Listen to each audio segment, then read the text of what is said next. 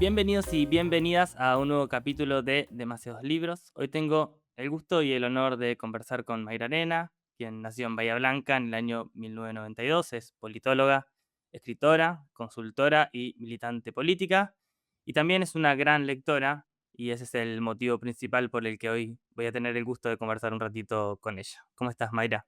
Gracias, por esa intro. Nunca me recibí, nunca escribí nada serio, así que no sé si soy tan esas cosas que escribís, pero sí es correcto que nací en 1992. Recién tengo 34 más. Te decía recién, antes de arrancar, que escuché muchas entrevistas tuyas, siempre referidas al mundo de la política y la militancia, y en varias de ellas se filtran de alguna manera los libros y las lecturas y las palabras, ¿no? Todo ese universo que se nota que te interesa mucho. Por eso tenía ganas de charlar con vos. Entiendo que tenés una relación bastante cercana con los libros. ¿Sos de pensar en esa biolectora tuya? ¿Alguna vez te has puesto a pensar esos libros que aparecían por tu recorrido lector o no tanto? No, sí, fue de hecho algo bisagra en mi vida. No siempre se ve, sino que te vas dando cuenta en el largo plazo, ¿no? Bueno, los que conocen mi historia, digamos, sabrán que yo dejé la escuela en octavo grado y muy rápidamente me embaracé. Eso provocó una caída en la marginalidad, digamos, muy, muy grande. Yo venía de una pobreza total, pero embarazarte, juntarte, todo eso. Y pese a esa villerización, siempre recordaba a una maestra de la primaria que era muy sarmientina y nos enseñaba cosas como hay que saber hablar con el volumen justo para que te escuche el otro. Hablar más fuerte es mala educación, hablar más despacio es timidez, ¿viste? Y de las dos maneras estás siendo descortés con el otro, ¿viste? Entonces, nada, no te entra enseguida esa bala, como te digo, dejé la escuela en octavo, no es que me civilicé por esa maestra, pero después con el paso de los años, y claro, cuando salís a la vida social y ves gente hablando muy fuerte, por ejemplo, por decir una de las cosas que hoy está de moda y que uno ve en todas partes, y vos decís, puta, agradezco haber tenido una maestra de las viejas, ¿no? De las de antes. Con los libros pasa algo parecido. No siempre la bala te entra enseguida, no siempre estás preparado para determinados libros. De hecho, recomiendo siempre a todos los que lo leyeron en secundario, volver a leer el Martín Fierro, clave, porque cuando sos pendejo no tenés la capacidad para apreciarlo. Un patrón que tuve a los 16 años, el muy hijo de puta me hizo leer a Borges. Imagínate, no entendía tres carajos. Después lo volvés a leer y para entender a Borges hay que haber leído a Borges. Entonces es un universo, viste, en el que necesitas sumergirte. Y de muy chica creo que fue un factor clave ser del sur, donde en el invierno a las 5:30 de la tarde ya es de noche y donde estás obligado. Nosotros no teníamos cable, ni televisión, ni mucho menos juguetes o esas cosas. Entonces, bueno, mi abuela conseguía libros. Ahí creo que fueron un factor importantísimo y después es un hábito que lo disfrutás genuinamente. Yo creo que de nada disfruto tanto como de arrancar un libro y engancharme y después el padecimiento de terminarlo, ¿no? Y saber que por un tiempo nada va a llenar ese vacío.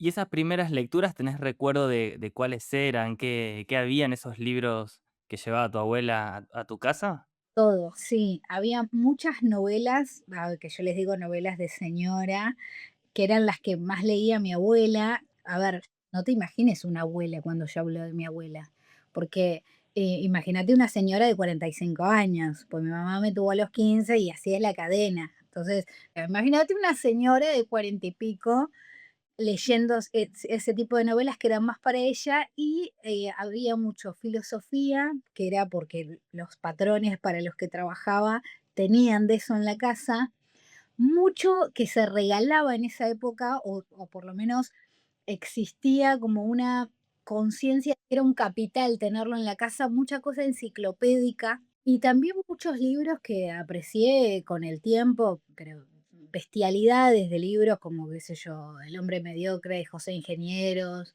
El Martín Fierro.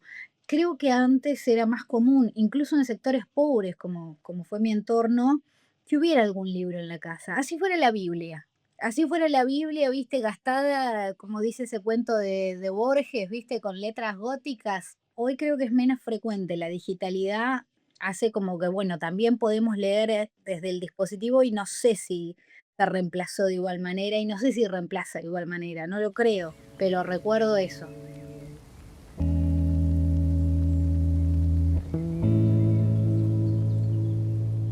Siempre hablamos de que nosotros sí leíamos esas enciclopedias a nadie porque tampoco teníamos otra cosa para hacer.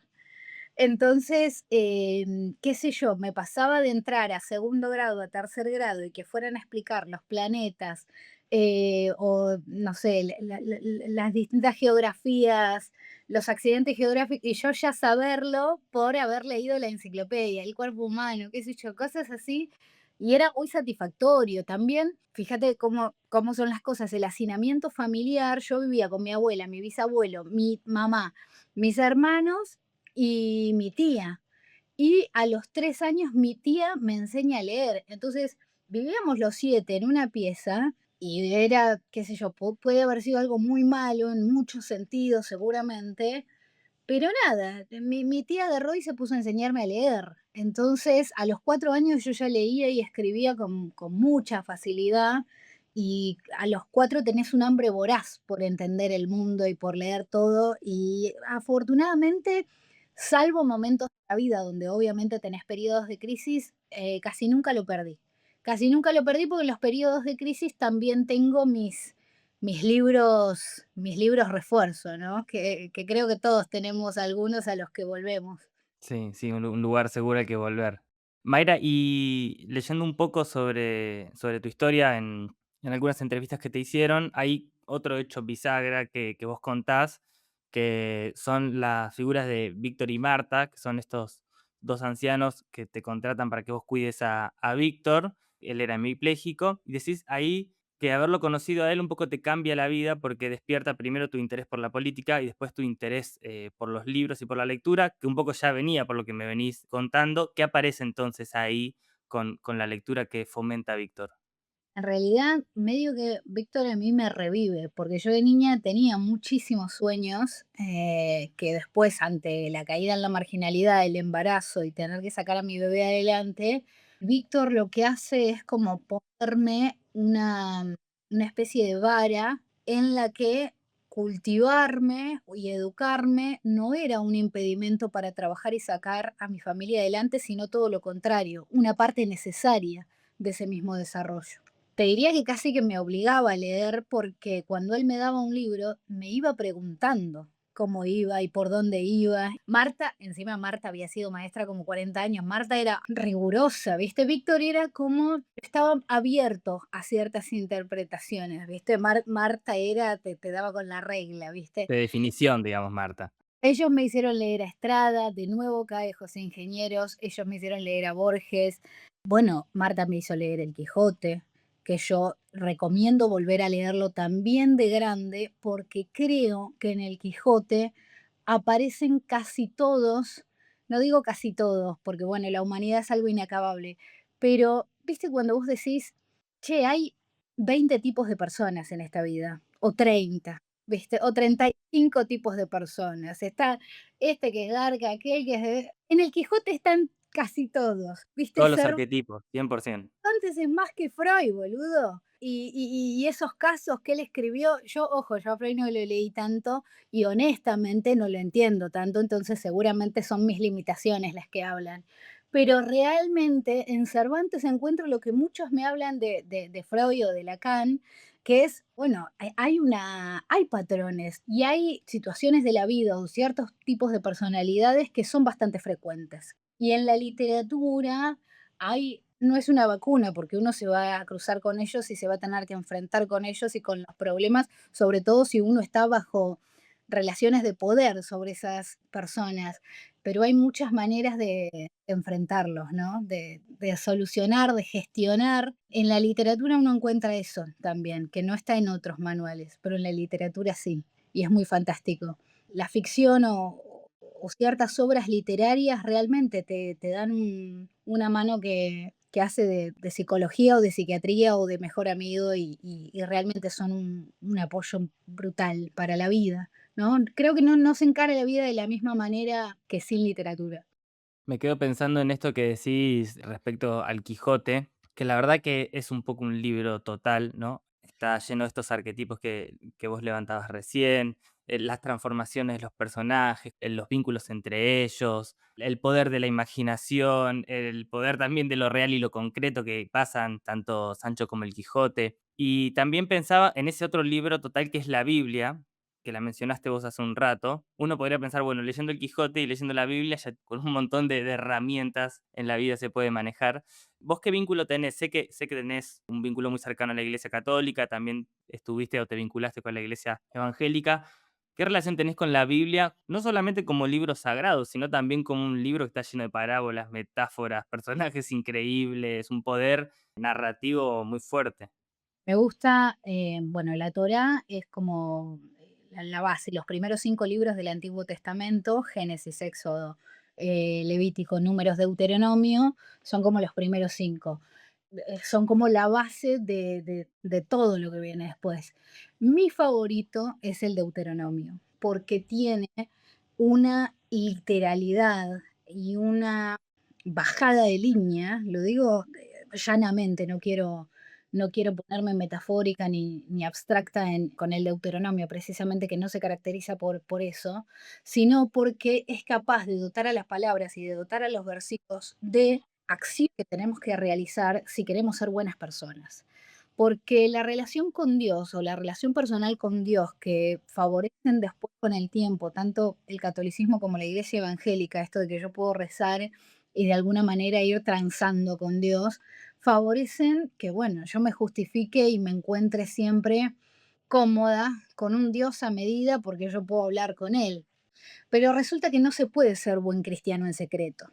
No puedo ser buen cristiano y saberlo yo solo en este mundo. No, no, hay una serie de pautas bastante específicas sobre cómo tengo que comportarme con los demás ante su trabajo, ante una relación amorosa, ante la maternidad o siendo hijo, cómo ser padre. Todo eso en el Deuteronomio está bastante explicado, pero como un ABC de cómo comportarse en la vida. Tiene dicho hasta qué hacer si tu amigo tiene frutales en el patio y te ofrece. ¿Cuánto te llevas? Hasta eso tiene, ¿entendés?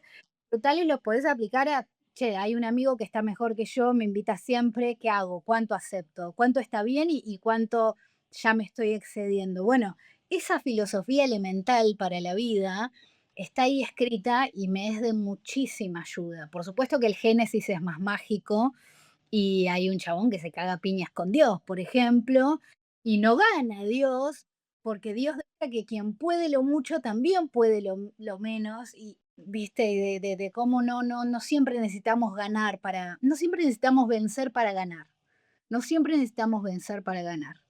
Y está escrito no literalmente, pero uno puede interpretarlo y ayuda muchísimo.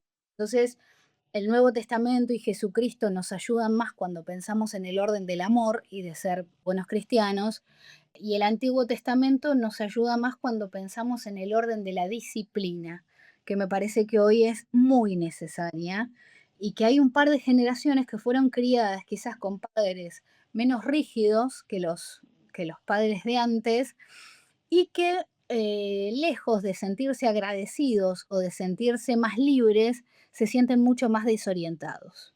Se sienten mucho más desorientados y esa es la gran crisis que atraviesa hoy la gente millennial que todavía no encuentra su lugar en el mundo y todavía no sabe para qué vino en este mundo y se lo sigue preguntando, ¿viste? Porque a los 17 le dieron un libro de Nietzsche y les recagaron la vida, pobres tipos, ¿viste? Entonces, hay que tener cuidado con lo que uno lee a los 17 y hay que tener cuidado con lo que le damos a los pibes a los 17. Yo creo que las nenas desde los 11 y los varones desde los 12, 13 están preparados para leer casi cualquier cosa, pero tratemos de darles cosas interesantes y con cierta solidez y sobre todo las cosas que los hagan sentir que tienen un lugar en el mundo, ¿no? Porque Nietzsche lo que te hace es de alguna manera caer en la marginalidad. Nietzsche es un gran marginalizador de las almas. ¿Viste? Vos lees a Nietzsche y vos decís, no tengo lugar en este mundo. No tiene ningún sentido este mundo. ¿Para qué voy a vivir? Es todo más o menos lo mismo. El nihilismo que te invade es brutal. y viste, qué sé yo, no Sí, está. pienso, recién decías, para entender a Borges hay que leer a Borges. Pienso que para leer algunos textos, por ejemplo, leer El mito de Sísifo cuando tenés 18 años, no digo que no se pueda, quizás está bueno haber atravesado algunas otras cosas para tener un poco más de espalda para tolerarlo. Por ejemplo, trabajar. Nada no se puede. A ver, leer podemos leer cualquier cosa y siempre hay que estar leyendo, incluso cosas que uno no entiende, porque es la manera de ampliar el horizonte de lo que se entiende. Yo no puedo quedarme para siempre con Caperucita y el Lobo o las enciclopedias de Manuel Santillana. No, tengo que leer textos de los que digo, che, no estoy entendiendo un carajo. Y esa es la manera de ampliar el horizonte de lo que se entiende. Ahora, si te agarra medio flaco de espíritu y si te agarra sin haber agarrado la pala, un tipo como Nietzsche te puede desacomodar las ideas y de repente pestañeaste y tenés casi 30 años y resulta que no hiciste nada de tu vida porque nada tenía sentido, todo era más o menos lo mismo. Y qué sé yo, fíjate, negro, que justo era cuando más energía tenías, que podés dormir 3 horas o menos y vas a laburar igual, tenés energía social, tenés, viste, te da la cabeza para todo, te da el cuerpo para todo. Bueno, creo que es una gran década los 20 para formarse, para leer cosas interesantes, siempre trabajando o post trabajar. Creo que nada te hace tan realista como laburar. Y ahí tomando este hilo de lo que le da sentido a la vida, de los proyectos, del trabajo, de la vocación, de los oficios, de las profesiones, hay un momento en el que vos contás también que después de haber conocido los libros, después de haberte quizás estabilizado, tenés que pensar que estudiar y aparece, vos lo contás así, como aparece letras como una posibilidad y aparece ciencia política también. Y me interesa letras como una posibilidad no elegida, ¿no? Como descartada, como un camino posible que no fue. Siempre me fascinó, era algo, aparte de que disfrutaba mucho, me pasaba que las profesoras de lengua y literatura eran minas, bueno, cada uno moldea su subjetividad como le toca, ¿viste? Ni siquiera es como puede, pero todas las profesoras que tuve de lengua y literatura eran hasta más interesantes, más atractivas, más, no quiero decir más mujeres, pero había algo en la tipa de lengua y literatura que me hacía decir, esto es una mujer, ¿viste? ¿Viste? La de historia, la de teatro siempre te caen con esas ropas hindúes, y no sé, con los cabellos más sueltos y un morral bastante roñoso. Y todo bien, son minas maravillosas, las quiero de amiga siempre, pero yo no quería ser ellas, quería ser la de lengua y literatura, ¿viste? Que era de otra manera. Te reís porque sabes que los estereotipos que estoy diciendo son exactamente así. Por Entonces, algo funcionan los estereotipos, es así. por supuesto. Entonces me gustaba mucho, pero ¿qué pasaba? Mi sueño era hacer política, porque ese sueño aparece desde muy chica, muchas cosas veía yo en la sociedad que funcionaban muy mal y me interesaba cambiarlas. Entonces decía, bueno, estudio letras y después me meto en política y aparece la posibilidad en mi ciudad, a distancia, de estudiar ciencia política en una universidad de las de Buenos Aires, que cuando sos del interior y son esos lugares centrales los que te legitiman, incluso siendo del interior. Es como el que quiere ser famoso o el que quiere ser artista. Bueno, la tenés que pegar en Buenos Aires y ahí te van a aplaudir en tu pueblo. Y aparece esa oportunidad académica que en ese momento yo estaba de novia con Mati, que fue mi esposo 10 años, una persona maravillosa que no fue más que de ayuda en mi vida y de una compañía y una lealtad inigualables, y él me anota en la carrera de ciencia política. Y nada, me encantó la carrera, como después la dejé, no la terminé. Tengo cierto enojo con la academia, tengo como ciertas reticencias, cierta frustración, no en lo personal, siempre fui la chica que se saca altísimas notas y todas esas cosas que son irrelevantes, sino la frustración que te genera decir, che, pero pará, esto no sé si es tan así. Pero bueno, me parece que hoy no es un momento para discutir la academia. Creo que hoy es un momento para apoyar la ultranza.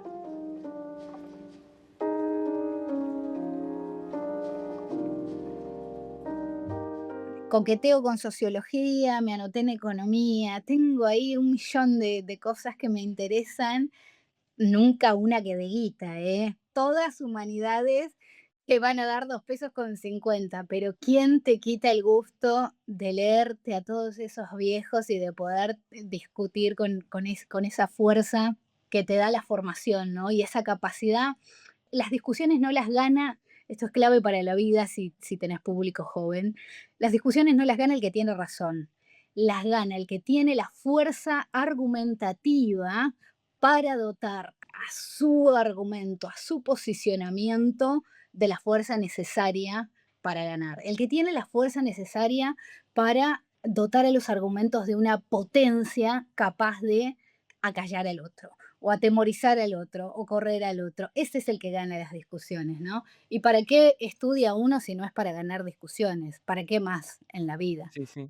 Ni hablar, y siempre se habla esto de para qué leer y nunca está bueno ponerlo en términos utilitarios. Yo siempre estoy como discutiendo esa idea, pero hay algo, ¿no? De mientras más amplio es tu lenguaje, tu capacidad argumentativa, tus posibilidades de leer el mundo y lo que pasa a tu alrededor, más chances tenés de desenvolverte mejor en ciertos contextos, en situaciones puntuales que te van a abrir algunas puertas. Y mira, lo que te da la literatura para pensar el mundo, para pensarte a vos mismo y para comprender lo que te rodea, no sé si viene en otras academias, si bien me encanta la sociología y soy muy fan y la historia y son necesarias, lo que te da la literatura para entender a la humanidad es brutal.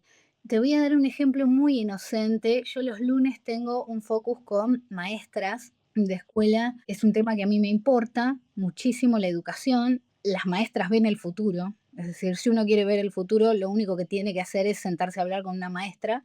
Y bueno, y ellas siempre me cuentan cómo están las cosas. Tengo de colegios privados, tengo de colegios públicos, situaciones sociales terribles, de otras súper privilegiadas, pero donde también hay problemas de desautorización de la docente porque se ve como una empleada. Bueno, un montón de cosas que se ven y una seño de tercer grado me cuenta que les da unos libros de Gustavo Roldán, si no me equivoco, chaqueño, y uno de sus cuentos, un piojo, desafía a pelear a un tigre porque el tigre le pisa la sombra.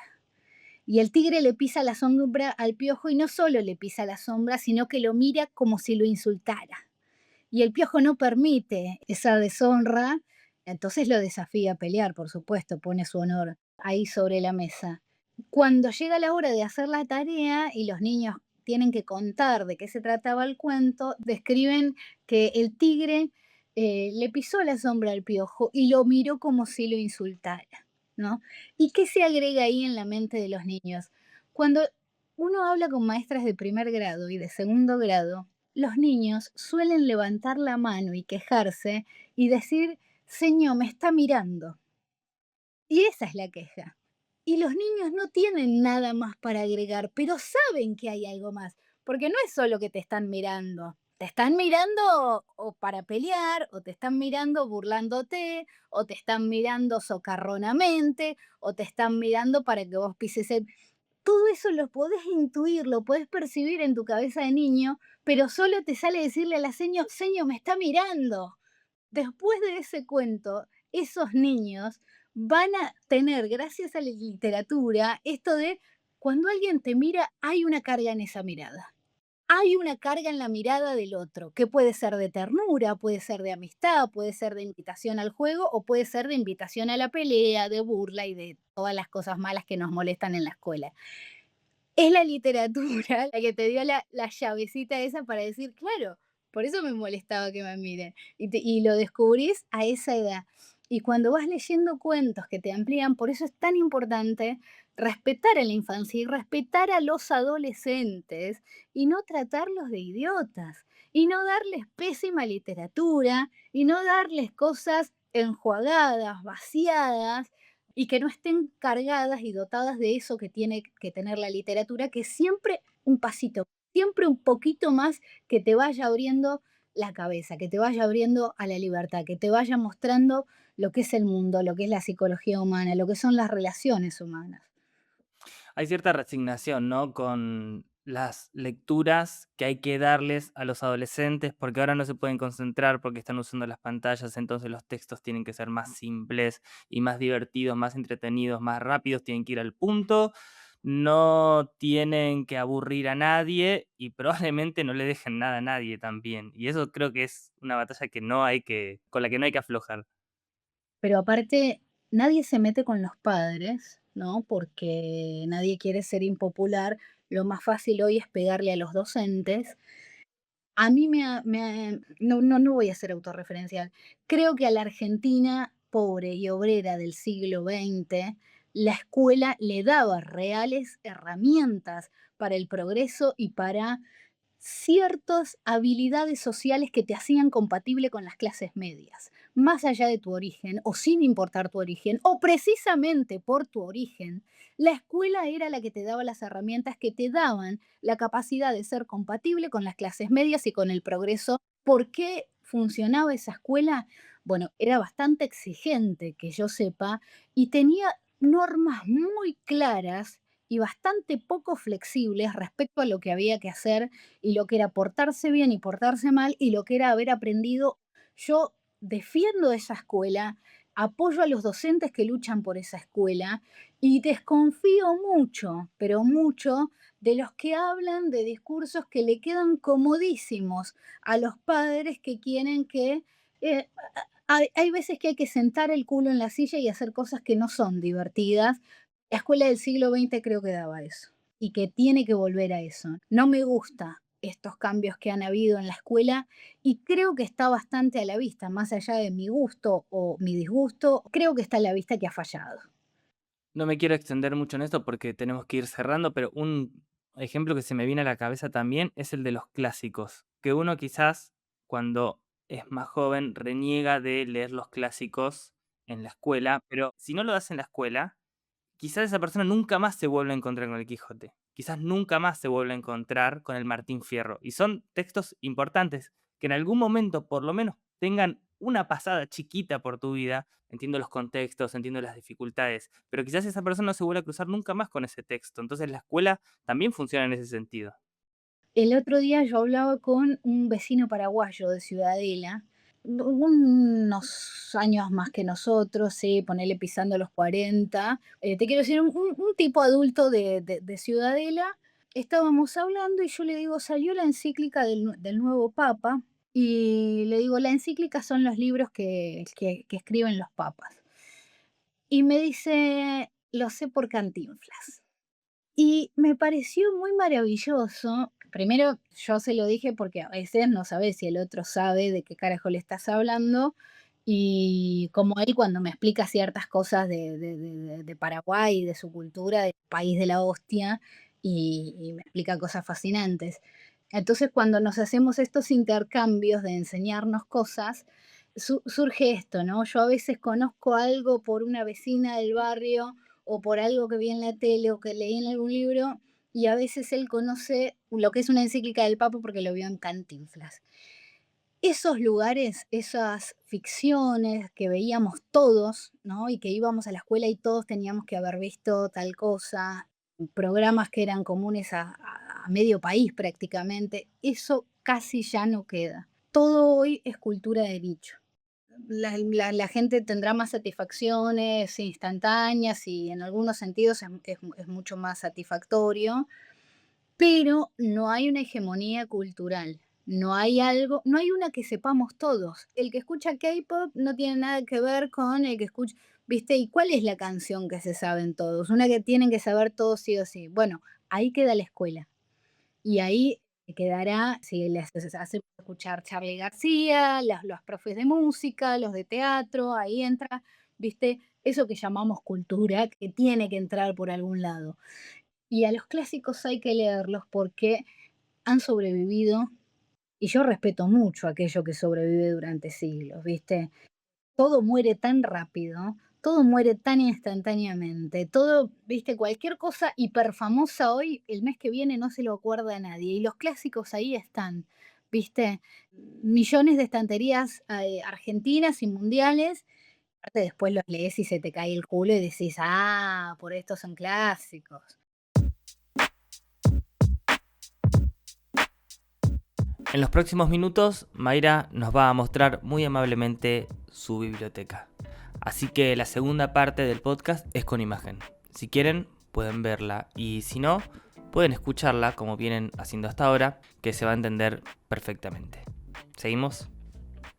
Esta es mi biblioteca, una de las bibliotecas, esta es la de economía y un poco de política también. Hay muy, muy poquito de filosofía, regalé casi todos los de filosofía porque me hacen mal. Esa es la verdad. Esta está más cerca de la cocina y es como la literatura de libros compatibles para cuando no estás para leer.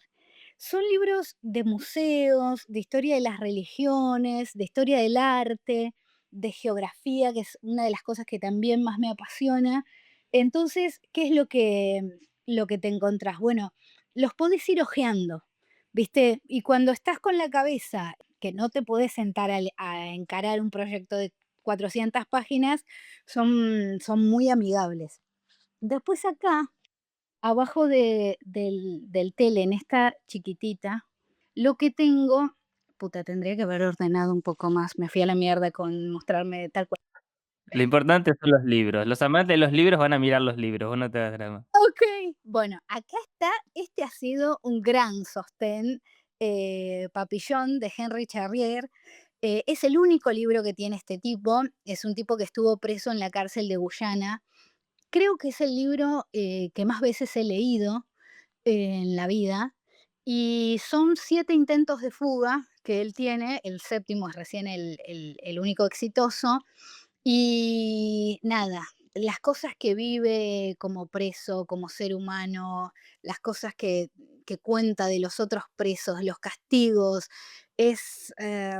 y cómo sobrevive, cómo se impone, es nada, una cosa muy bestial. Me lo recomendaron mucho, vi que era uno de tus favoritos, así que próximamente lo voy a ir a buscar. Está bueno, y aparte no hay zaraza, porque no es un escritor. Todo es narración. Si te gusta la narración, te va a gustar Charrier.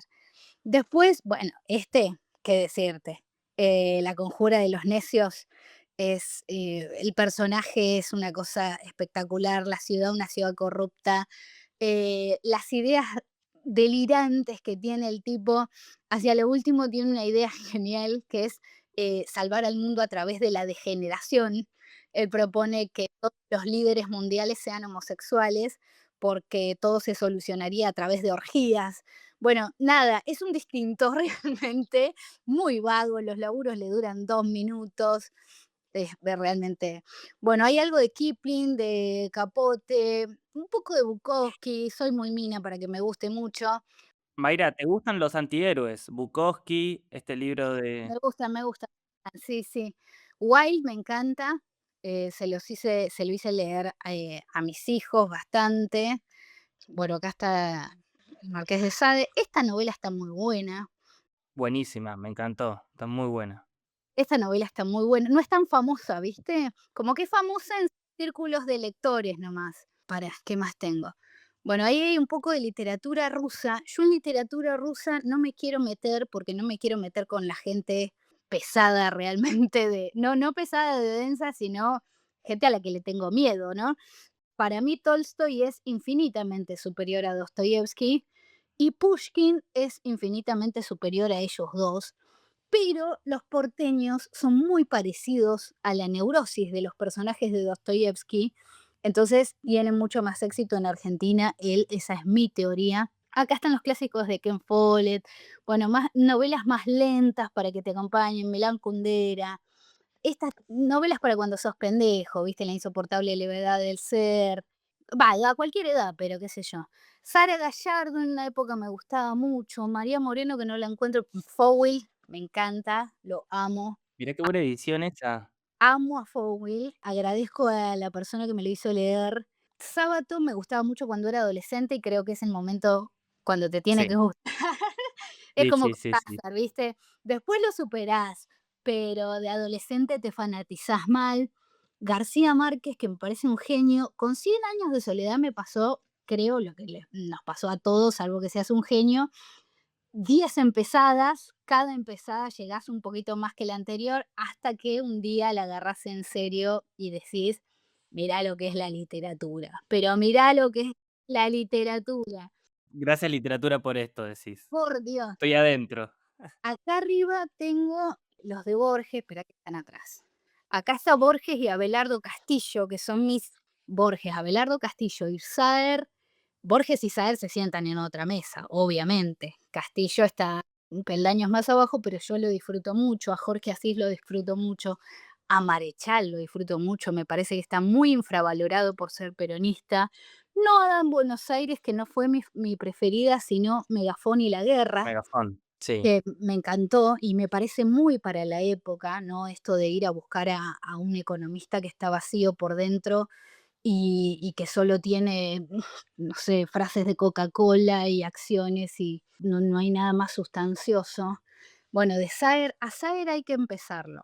Con las, ay, perdón que me puse tan intensa, pero No, por favor, me estoy dando cuenta que tendremos que haber hecho todo el capítulo en tu biblioteca. Es ok, espectacular esto. a Saer hay que empezarlo por las nubes o por cicatrices.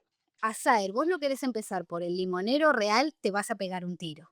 Y vas a decir qué carajo es este tipo. A Saer si lo empieza por las nubes o por cicatrices. Bueno, Glosa es muy hermoso, El río sin Yo empecé orillas es por muy hermoso y Glosa. Me gustó, pero me costó entrar en el mundo. que cuesta Glosa porque, a ver, ¿de qué se trata Glosa? De nada. Sí, son 2 tipos caminando. Tipo caminando 7 cuadras hablando de un cumpleaños al que no fueron. Pero de qué, o sea, ¿de qué se trata? No pasa nada, ¿viste? Entonces, nada, no es lo mejor para Saer, pero sí es un escritor que me parece que nos hace fantasear a todos con decir, che, esto es escribir, esto es narrar, esto es narrar con un estilo argentino. Bueno, Castillo me genera algo parecido, Borges me genera algo parecido, pero Borges lo tiene con un grado de genialidad que vos decís, en mi puta vida se me ocurriría esto, ¿no? Entonces es con otra lejanía. Murakami, ponja, ladri, delincuente, chorro, Me eh, me interesaba me interesaba tu opinión sobre Murakami, siempre polémico. no, no, pero no es por lo que, a ver, cuando le dicen, ay, por machista o porque las no, no, no, no, a mí esas cosas, no, no voy por ese lado, sino porque medio que sos la misma persona después de leer a Murakami. Nunca creces un poquito después de leer a Murakami, no creces un carajo, no hay nada. Después acá hay novelas Para mí es clásicas el de español. ejemplo de muchas series de Netflix también eso, que las ves y no te pasa nada después. Bueno, el Netflix es especialista en eso y es lo que se llama pasatismo, ¿no? Que está muy bien para pasar el rato, pero bueno, si encima nos puede aportar algo más. Fontana Rosa, infravalorado también, recordado quizás por sus cosas menos valiosas y no por las más interesantes. Los Miserables, que la terminé de leer hace, no exagero, un mes. Y de hecho, esta parte la terminé de leer en formato EPUB, que me ayudó mucho, porque como estás siempre con el celu en la mano, lo continúas leyendo todo el tiempo. De Víctor Hugo me gustó muchísimo más El hombre que ríe, que es su otra como gran novela, menos conocida, o sea, es conocida, pero Los Miserables, viste que es como la obra cumbre, y para mí El hombre que ríe es Ujú. infinitamente superior y qué sé yo, o será porque los franceses y la idiosincrasia francesa que en Los Miserables está mucho más presente y a mí me dan un poco de rechazo, no me los banco mucho, no me caen muy bien, no son gente de mi agrado. ¿Qué más? Vamos avanzando. Cuentos, me gustan muchos cuentistas. Te iba a Bueno, preguntar por norteamericanos y capaz que ahora acá sí, con los cuentistas aparecen. bueno, con los norteamericanos a mí me pasa que los he leído mucho más, por ejemplo, Faulkner, he leído, pero no tengo un solo libro en papel, porque he leído más lo que tiene que ver con, ¿cómo es? Con EPUB, con descargarme los últimos años. Esta es la biblioteca de historia, no es tanto de literatura. Acá tenía que me había traído de la pieza Cándido de Voltaire, que es como, creo que el único libro de filosofía que sobrevivió en esta casa y El Quijote, que lo estoy repasando, está recontra cagado a palos. Y este, que también, mira, no está recagadísimo a palos, Una excursión a los indios ranqueles.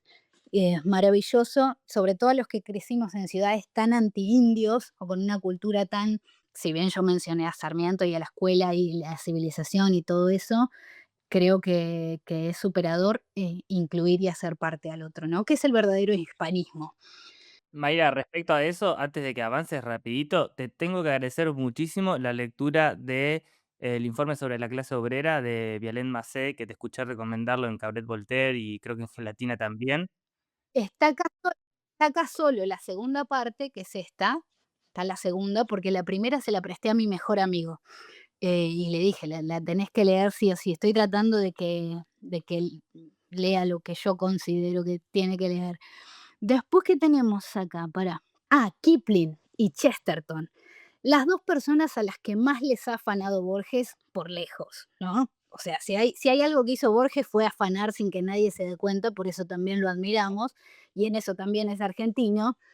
Y Kipling, claro, no zafa nadie acá. Kipling y Chesterton, que están acá, realmente han sido de un sostén, de una belleza, de una potencia, maravillosas, maravillosas. Y Chesterton, qué obra tan diversa, ¿no? Qué capacidad para escribir absolutamente todo, desde el ensayo a cuento, a novela, una cabeza espectacular. Y ortodoxia, que es, Ortodoxia es espectacular.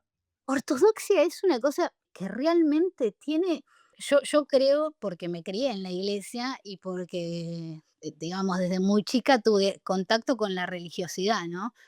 Pero ese oxímoron que usan los ateos de elijo creer, ¿no? Que es un oxímoron, aunque la gente se olvide, porque no se elige creer. Si elegís, elegís. Si crees, crees. Pero ese oxímoron que usan y que celebran ante muchas cuestiones, creo que Chesterton te lleva a decir, che, elijo creer, quiero ser parte de esto. Realmente el tipo es un genio y con las obras del padre Brown hace algo parecido, por supuesto con su distancia, a lo que ha hecho Cervantes, a lo que hablábamos de Freud, de intentar tipificar, los tipos humanos, la conflictividad humana, las relaciones humanas y cómo nos manejamos ante eso, ¿no? Acá, ¿qué hay? Ay, estos son de cuentos así, estos antiguos, ¿viste? Son, Sí. compilados de cuentos, y capaz que vos abrís y era de sexto grado, y son cuentos de una complejidad y de una, viste, potencia tremenda. Y bueno, eso era un poco la literatura, como te digo, que respetaban los niños. Acá hay un poco de feminismo, un poco más me regalan de lo que, o sea, los de feminismo nunca son comprados, te tengo que ser honesta, eh, pero un poco los he leído y son buenos. Este es más sociología, está muy bueno. Es de la época de Macri. Paula Canet es muy buena. Y acá está, las clases de Eva. Este es uno de los libros menos conocidos de Eva. Eva tiene 3 libros. Eva tiene el famosísimo La razón de mi vida, tiene Mi mensaje, que es menos conocido, que lo escribe ya casi muriendo, y tiene las clases que ella daba de formación política y que las logra recopilar. Che, y encima ese es bastante más grueso, porque mi mensaje es muy breve. Yo este no lo conocía, este que estás mostrando ahora. Bueno, y este tiene de todo. Es como, viste, cómo defender a la patria. O sea, son cosas muy cortitas porque ella era como muy, no quiero decir de la parábola, pero sí como, viste, de pastillitas, pastillitas, ¿no? No era como Perón que agarraba y te sacaba todo un libro, viste, de el movimiento nacional o de, que, bueno, para todo Perón tiene un libro porque para todo tiene una gran filosofía, viste. Y no sé qué más. Acá hay de Osvaldo Soriano, que me gusta, es por ahí un poco masculino para mí, pero me gusta, me gusta. ¿Sabes qué te iba a preguntar? ¿Bioy Casares? Es gran pendiente en mi vida. Bueno, acá está la cosa de historia, acá están los de personajes de los que me gustan. Y acá abajo hay mucho Segunda Guerra Mundial. Y bueno, y seguramente quedan muchos que, como te digo, han entrado por el EPUB, han entrado por el mundo pirata y hay que liberarlo. Todo el conocimiento que hay, todo el arte que hay, tiene que estar a disposición de la humanidad. Yo es en lo único que soy un poco soviética, ¿viste? Hay que buscar la manera de que el autor también gane plata. Hay que buscar la manera, por supuesto. Pero el conocimiento tiene que estar a disposición de la humanidad. Mayra, muchísimas gracias. Un lujo esta conversación de principio a fin. Siempre es interesante escucharte. La verdad que tenía muchas ganas de tener un espacio así particular para hablar de libros con vos porque se nota que lees mucho, que tenés una gran pasión por los libros y este último apartado mostrando tu biblioteca da cuenta de eso. Te lo súper agradezco y bueno, nada, un placer. Bueno, muchas gracias. Cuídame, porque por ahí me metí con gente muy pesada. Perfecto. Cerramos ahí. Mayra, muchas gracias. Te mando un beso.